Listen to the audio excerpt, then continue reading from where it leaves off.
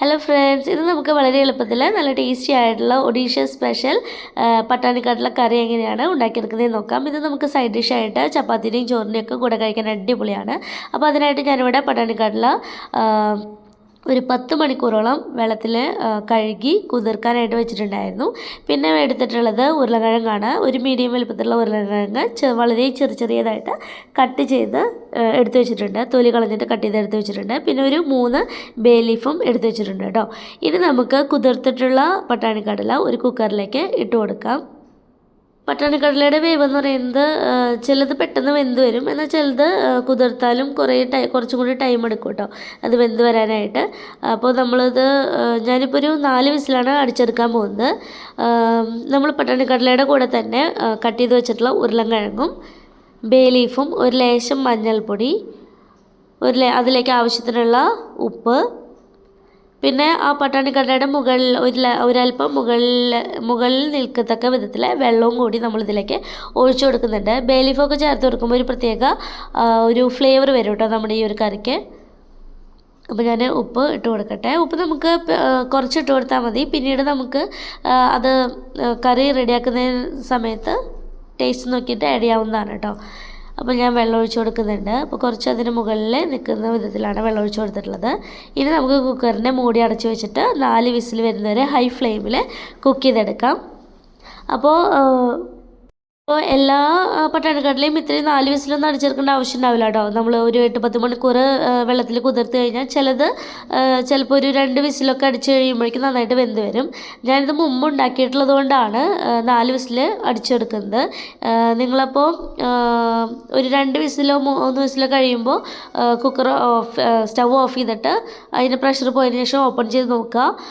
വേവായിട്ടുണ്ടെങ്കിൽ പിന്നീട് അടിക്കേണ്ട ആവശ്യമില്ല. ഇല്ലാന്നുണ്ടെങ്കിൽ ഒരു വിസിലും കൂടി അടിച്ചെടുത്താൽ മതി കേട്ടോ. അപ്പോൾ 4 വിസിൽ അടിച്ചെടുത്തപ്പോൾ നമ്മുടെ പട്ടാണിക്കടലയൊക്കെ നന്നായിട്ട് വെന്ത് വന്നിട്ടുണ്ട്. പട്ടാണിക്കടലയും അതിൻ്റെ ഒപ്പം ഇട്ടിട്ടുള്ള ഉരുളക്കിഴങ്ങൊക്കെ നല്ലതുപോലെ കുക്കായി വന്നിട്ടോ, നന്നായിട്ട് വെന്തിട്ടുണ്ട്. വെന്തിങ്ങനെ ഉടഞ്ഞു വന്നിട്ടൊന്നുമില്ല, എന്നാലും ആവശ്യത്തിന് നന്നായിട്ട് വെന്തിട്ടുണ്ട് കേട്ടോ. ഇനി ഒരു കയ്യിൽ വെച്ചിട്ട് നമുക്ക് കുറച്ച് ഉരുളക്കിഴങ്ങൊക്കെ ഒന്ന് ഉടച്ചു കൊടുക്കണം. അപ്പോഴാണ് നമ്മുടെ ആ ഒരു കറിക്ക് നല്ലൊരു കട്ടി കിട്ടുക. ഇനി ഒരു പാനിൽ ചൂടാക്കി അതിലേക്ക് വെളിച്ചെണ്ണ ഒഴിച്ചു കൊടുക്കുക. വെളിച്ചെണ്ണ ചൂടായി വരുമ്പോൾ കുറച്ച് പെരിഞ്ജീരകം ഇട്ട് കൊടുക്കുക. പിന്നെ ഓരോരുത്തരുടെ എരിവിനനുസരിച്ച് പച്ചമുളക് നടുക്ക് കീറിയത് ചേർത്ത് കൊടുക്കുക. ഞാൻ ഇവിടെ ഒരു 5 പച്ചമുളക് നടുക്ക് കീറിയത് ചേർത്ത് കൊടുക്കുന്നുണ്ട്. ഇനി അതെല്ലാം നന്നായി ഒന്ന് മൂപ്പിച്ചെടുക്കണം. ലോ ടു മീഡിയം ഫ്ലെയിമിലിട്ടിട്ടാണ് നമ്മളത് മൂപ്പിച്ചെടുക്കുന്നത്. അതിനുശേഷം 2 മീഡിയം വലുപ്പത്തിലുള്ള സവാള തൊലി കളഞ്ഞ് കട്ട് ചെയ്തിട്ട് നമ്മളൊന്ന് ചതച്ചെടുത്തതാണ് കേട്ടോ. അപ്പോൾ മിക്സിയിൽ ഇങ്ങനെ അരച്ചെടുക്കണമെന്നൊന്നുമില്ല, ജസ്റ്റ് ഒന്ന് ക്രഷ് ചെയ്തെടുത്താലും മതി. അപ്പോൾ ഞാനിപ്പോൾ ഈ കല്ലിലിട്ടിട്ടൊന്ന് ചതച്ചെടുത്തതാണ്. ചുവന്നുള്ളി ചേർക്കണമെങ്കിൽ ചുവന്നുള്ളി ആയാലും ചേർത്ത് കൊടുക്കാം കേട്ടോ. അപ്പോൾ ഞാൻ സവാള ചതച്ചത് ചേർത്ത് കൊടുത്തിട്ട് വഴറ്റിയെടുത്തതിന് ശേഷം ഒരു ചെറിയ തക്കാളി ചെറിയതായിട്ട് കട്ട് ചെയ്ത് കൂടി ചേർത്ത് കൊടുക്കുന്നുണ്ട്. ഇനി തക്കാളി നല്ലതുപോലെ ഒന്ന് വഴറ്റിയെടുക്കണം. തക്കാളി നല്ലതുപോലെ വഴന്ന് വരാനായിട്ട് നമുക്കതൊന്ന് ചൂടാക്കിയതിന് ശേഷം ഒരു മൂടി വെച്ച് അടച്ച് ഒരു 1-2 മിനിറ്റോളം നമുക്കിതൊന്ന് ലോ ഫ്ലെയിമിലിട്ട് കഴിഞ്ഞിട്ടുണ്ടെങ്കിൽ തക്കാളി നല്ലതുപോലെ വെന്തുടഞ്ഞ് കിട്ടും. അപ്പോൾ കണ്ടോ, തക്കാളി നല്ലതുപോലെ വെന്ത് വന്നിട്ടുണ്ട്. അപ്പോൾ ആ കയ്യിൽ വെച്ചിട്ട് ഒന്നും കൂടി അതൊന്ന് പ്രസ് ചെയ്ത് ഉടച്ചതിന് ശേഷം നമുക്ക് തീ ലോ ഫ്ലെയിമിലേക്ക് മാറ്റി അതിലേക്ക് പൊടികൾ ആഡ് ചെയ്ത് കൊടുക്കാം. അപ്പോൾ ഞാൻ ഒരു ലേശം മഞ്ഞൾപ്പൊടിയും അതുപോലെ കുറച്ച് നമ്മൾ അത്യാവശ്യം എരിവിന് വേണ്ടിയിട്ടുള്ള പച്ചമുളക് ചേർത്തിട്ടുണ്ട്. അതുകൊണ്ട് മുളക് പൊടി അധികം കൂടുതൽ ആഡ് ചെയ്യേണ്ട ആവശ്യമില്ല. അപ്പോൾ ഒരു ലേശം മുളക് പൊടി, പിന്നെ കുറച്ച് മല്ലിപ്പൊടി, ഒരു 2 ടീസ്പൂണോളം മല്ലിപ്പൊടി, പിന്നെ ഒരു 3/4 ടീസ്പൂണോളം ഗരം മസാല പൊടി, ഇത്രയും ചേർത്ത് കൊടുത്തു. ഇനി ഇത് ലോ ഫ്ലെയിമിലിട്ട് നല്ലതുപോലെ ഒന്ന് പൊടികൾ മൂപ്പിച്ചെടുക്കാം. പൊടികളെല്ലാം നല്ലതുപോലെ മൂത്ത് വന്നു കഴിഞ്ഞാൽ നമ്മൾ വേവിച്ച് വെച്ചിട്ടുള്ള നമ്മുടെ പട്ടാണിക്കടലയും ഉരുളക്കിഴങ്ങും ചേർത്ത് മിക്സ് ഉണ്ടല്ലോ, അത് മുഴുവനായിട്ടും നമുക്ക് ഈ ഒരു മസാലയിലേക്ക് ചേർത്ത് കൊടുക്കാം. അപ്പോൾ ഞാൻ മസാലയിലേക്ക് നമ്മുടെ ഈ ഒരു വേവിച്ച് വെച്ചിട്ടുള്ള പട്ടാണിക്കടലയൊക്കെ ചേർത്ത് കൊടുക്കുകയാണ്. അതിലുള്ള ഒരു ഒത്തിരി ചാറൊന്നും ഉണ്ടാവില്ല. അപ്പോൾ ആ ഉള്ള ചാറ് മുഴുവനാണ് ഞാൻ അതിലേക്ക് ഒഴിച്ചു കൊടുക്കുന്നുണ്ട് കേട്ടോ. എന്നിട്ട് മസാലയുമായിട്ട് ചേർത്ത് നല്ലതുപോലെ ഒന്ന് ഇളക്കി യോജിപ്പിച്ച് കൊടുക്കണം. നല്ല ടേസ്റ്റി ആയിട്ടുള്ള ഒരു കറിയാണ്. അപ്പോൾ ഈ ഒഡീഷയിൽ നമ്മളിപ്പോൾ വട മേടിക്കാനൊക്കെ പോകുമ്പോൾ വടയൊക്കെ കിട്ടുന്ന ഷോപ്പുകളിൽ ഉണ്ടാക്കുന്ന ഒട്ടുമിക്ക എല്ലാ ഷോപ്പുകളിലും ഈ ഒരു കറി കിട്ടാറുണ്ട് കേട്ടോ. ഇങ്ങനെ ഈ ഒരു ഗ്രീൻ പീസ് കറി കിട്ടാറുണ്ട്.